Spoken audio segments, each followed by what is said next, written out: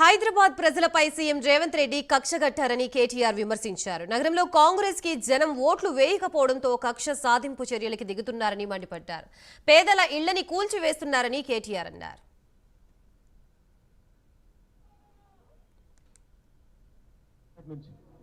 పండుగ సుఖం లేదు, పెద్దలకి ఇవాళ బియ్యం ఇచ్చి రేపటి నుంచి పండుగ బతుకమ్మ పండుగ చాలు కావాలా. 10 రోజుల దసరా, తెలంగాణలో అన్నిటికన్నా పెద్ద పండుగ అంటే దసరా.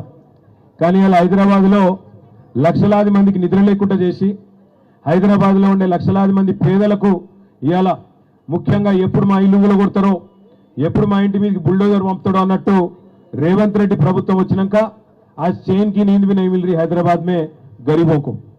मैं बस एक चीज कहना चाहता हूं, हमारे जो कमर साहब यहाँ बोले, बाकी लीडर भी जो बोले, మీ అందరితో నేను చెప్పేది ఒకటే, మనము ముందుగా మన హక్కులు మనం తెలుసుకున్నప్పుడు మన ఏ ప్రభుత్వం కూడా ఇష్టం వచ్చినట్టు మన మీదకి రానికే ఉండదు.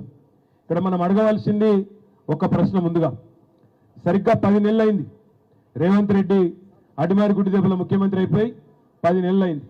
హైదరాబాద్లో మీరు ఎవ్వరు ఓట్లు వేయలే, అంబర్పేటలో మీరు అందరూ వెంకటేశ్వరకే వేసిర్రు, హైదరాబాద్లో మొత్తం మనకే వేసిర్రు. అందుకే హైదరాబాద్ మీద పగబట్టిండు. ఏమో నాకు ఒక్కరు ఓట్లు వేయలే, ఈ గరీబ్ వాళ్ళందరూ కాంగ్రెస్ ఖిలాఫ్ ఉన్నారు, ఇట్లనన్నా వేసి వీళ్ళను కూలగొట్టి ఆగం చేయాలి మీ బతుకులని చెప్పి ఇలా పగబట్టిండు.